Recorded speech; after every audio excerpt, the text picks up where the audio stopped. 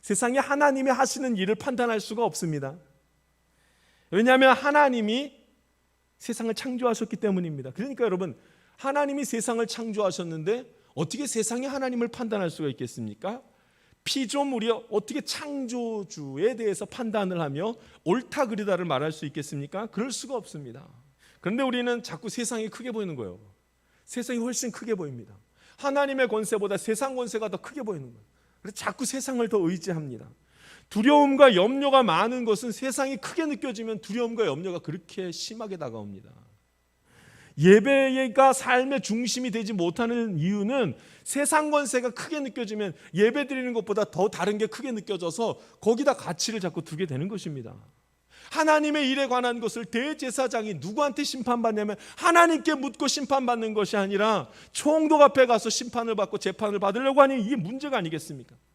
하나님이 대제사장을 세우셨다면 대제사장만큼 하나님을 잘 아는 사람이 없을 것이고 하나님의 뜻을 잘 구분할 수 있는 사람은 없을 것입니다. 대제사장이 이 일을 하나님이 해결해 주지 못할 거라고 생각했기 때문에 그러는 것입니다. 오히려 하나님을 의지하는 것이 아니라 하나님의 일에 관한 것을 누구에게 묻는 거예요? 세상에게 묻고 있는 것을 봅니다.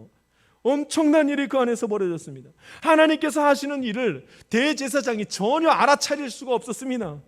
대제사장이 바울을 보고 하나님이 하시는 일을 보지 못한 이유는 이미 대제사장이 제사에 대해서 완전히 실패했기 때문입니다. 예배드림이 무너졌기 때문입니다. 온전히 하나님 앞에 예배드린 지가 너무나 오래됐기 때문에 영적인 분별력이 사라졌던 것입니다. 예배를 드리지 못하면 이 영적인 것을 분별할 힘이 전혀 없는 것입니다. 그래서 대제사장이 그렇게 한 거예요. 이런 행동과 결심은 결국 말씀으로 해결이 됩니다. 하나님의 말씀이 마음에 들어올 때만 해결이 됩니다. 하나님의 말씀이 내 안에 들어오고 말씀에 순종하는 행동들이 이어지게 되면 영적 분별력은 당연히 있을 수밖에 없습니다. 그러니까 말씀입니다. 말씀이 들어와야 됩니다. 말씀이 무슨 말씀을 하는지 알기 때문에 기다립니다. 천지를 창조하신 것도 이해가 가는 것이 아닙니다. 천지를 창조하신 것은 믿는 것입니다.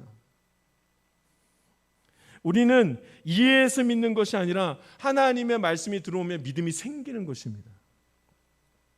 그러므로 믿음이 있는 하나님의 자녀는 믿음으로 하나님의 일을 기다릴 수 있어야 됩니다. 어떤 일이 벌어질지 예측하고선 이겨내는 게 아닙니다. 그냥 기다리는 것입니다. 바울이 하나님의 일하심을 기다렸습니다.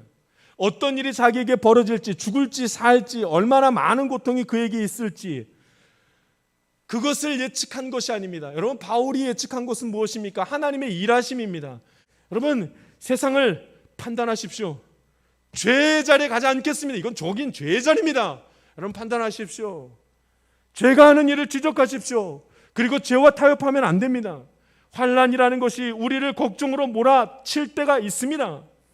그래도 세상을 판단하십시오. 틀렸다고 말해야 됩니다. 거기는 절대로 가지 않겠습니다. 나는 예수님의 이름을 부르겠습니다. 세상은 내가 계속 염려할 거라고 말합니다. 세상은 계속 내가 믿음이 흔들릴 거라고 말합니다. 그러나 이제는 우리가 세상을 판단해야 됩니다. 아니요, 나의 믿음은 흔들리지 않습니다. 아니요, 나는 더 이상 염려하지 않을 것입니다. 왜냐하면 하나님은 살아계십니다. 하나님은 세상을 창조하신 분이고 내가 그 하나님을 믿습니다. 그렇기 때문에 나는 예수님의 이름을 부르면서 오늘도 믿음의 길을 걸어갈 것입니다.